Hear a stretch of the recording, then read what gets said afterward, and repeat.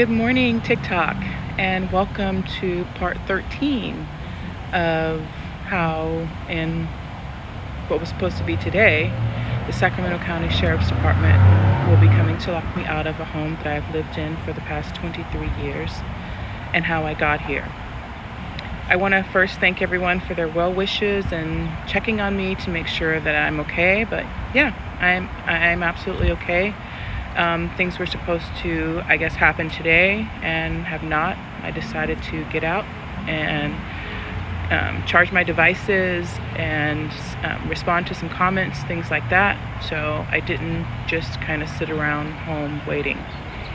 A couple of more questions and comments kind of came up, and I want to address those. A couple of people have mentioned in-home support services as something that I could have applied for the care of my child as a caregiver. Now, I want to clearly state I did apply for in-home support services. I did that in 2017, and I was denied. And of course, I went to court to try and overturn that decision. But I was still not allowed to have in-home support services. And I applied for that for a couple of reasons, and I want to give you a little background about that, because it's called what's called prudent parenting, and it means that you need to be responsible for making sure that you can leave your child alone for a period of time, that they can make sound decisions that won't cause them harm and things like that. And because at the time my child was not making appropriate decisions and things like that, they needed around the clock care, around the clock. I couldn't leave them unattended. They had to be constantly supervised. And with that, that's what prompted me to apply for the in-home support services. But like I said, I was denied. But after I was denied, and I've mentioned to you already that I have applied for public assistance, but during the time of being on public assistance, if my income would shift over the threshold or amount, I would report that, and I'd be not allowed to have public assistance.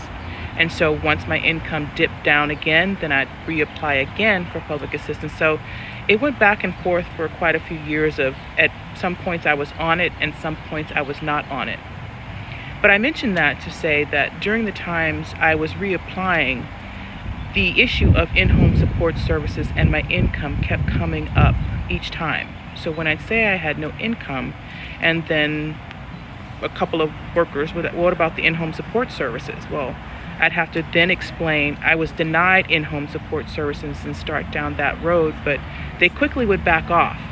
And that happened a couple of times during my application period. And so it leads me to believe that even though I was denied, someone is collecting in-home support services, either for me or for my child. So again, more speculative information, but because it's happened more than once, like I said, it led me to believe that there's more to the in-home support services and that I'm aware of. Even though, as many people have asked, yes, I did apply.